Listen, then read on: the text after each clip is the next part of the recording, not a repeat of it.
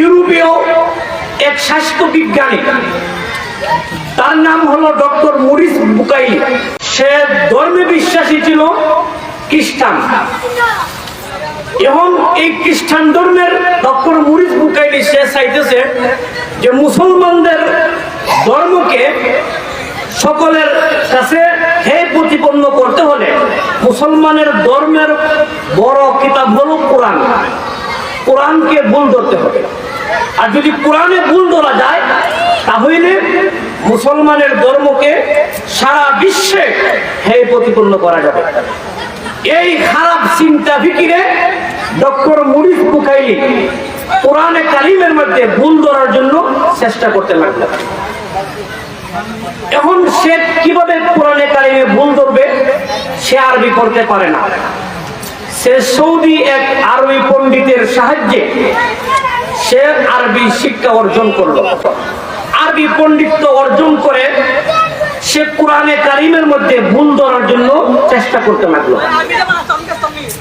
Doctor Morris Bucaille কোরআনে কারিমের মধ্যে ভুল ধরার জন্য সূরা ফাতিহা থেকে শুরু করে গোটা কোরআন শরীফকে সে পাঠ করলো, আর ভুল খুঁজতে লাগলো। খুঁজতে খুঁজতে একবারে সূরা নাস পর্যন্ত আসলো, কিন্তু কোরআনে কারিমের কোনো একটা সূরার মধ্যে, কোনো একটা শব্দের মধ্যে, কোনো একটা আয়াতের মধ্যে, কোনো একটা হরফের মধ্যে ভুল ধরতে পারলো না। এই ডক্টর মরিস বুকাইলি এখানেই থামেনি। সে জানতে পারলো যে রাসূল সাল্লাল্লাহু আলাইহি সাল্লামের জবান থেকে, মুখ থেকে শুনে শুনে কোরআন শরীফ লিপিবদ্ধ করছে হযরত উসমান রাদিয়াল্লাহু তাআলা আনহু। আর এই কোরআন পৃথিবীর কোন জায়গা নাই, ইস্তাম্বুলের জাদুঘরের মধ্যে সংরক্ষিত আছে। তখন ডক্টর মরিস বুকাইলি সে ইস্তাম্বুলের জাদুঘরের থেকে হযরত উসমান রাদিয়াল্লাহু তাআলা আনহুর হাতের লেখা এই কপিকে সংগ্রহ করলো। সংগ্রহ করে সে